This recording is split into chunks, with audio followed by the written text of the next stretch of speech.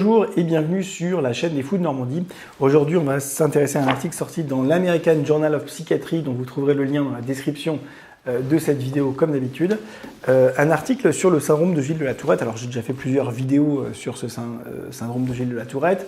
Donc on va en refaire une autre parce que y a des nouveautés, il y a des nouvelles, et notamment sur le plan donc, génétique, où cette étude nous apprend d'abord qu'il y a certains gènes qui sont impliqués dans la symptomatologie du syndrome de Gilles de la Tourette. Évidemment, les gens ne font pas exprès d'avoir des tics moteurs, des tics verbaux, des tics de manière générale. C'est un défaut d'inhibition, ils n'arrivent pas à s'empêcher de.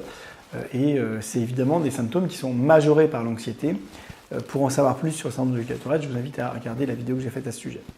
Donc petit 1, grandement génétique, évidemment. Petit 2, il y a notamment un gène qui est un petit peu plus impliqué que les autres, donc qui est intéressant de savoir qu'il existe, qu'il est sur le chromosome numéro 13, peu importe. Donc c'est évidemment polygénétique, c'est plein de gènes impliqués. Et chacun joue à très peu, mais augmente un tout petit peu le risque d'avoir un syndrome de Gilles de la Tourette. Celui-là en fait partie peut-être un peu plus que les autres, avec une pondération peut-être un peu plus que les autres. Ok.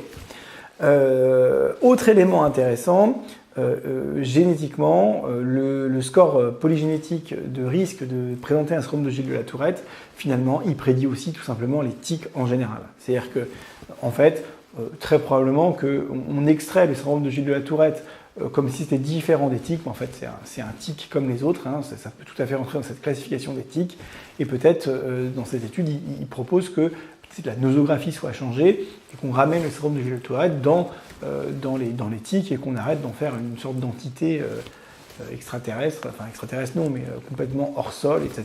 C'est évidemment un tic, c'est évidemment un trouble anxieux, et puis voilà. Bon.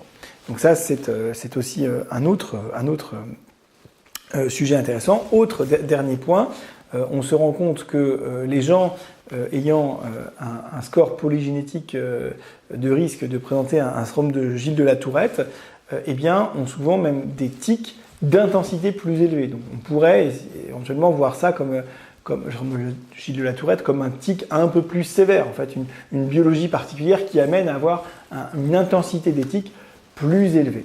Voilà, écoutez, c'est un article qui révolutionne pas la psychiatrie évidemment, mais qui est intéressant pour ceux qui souffrent de tics ou de syndrome de Gilles de la Tourette.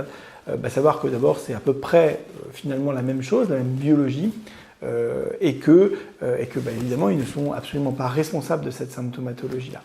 Voilà, écoutez, je vous dis à très bientôt dans une autre vidéo. Si ça vous a intéressé, le pouce bleu, le machin, le commentaire, la petite cloche, l'abonnement.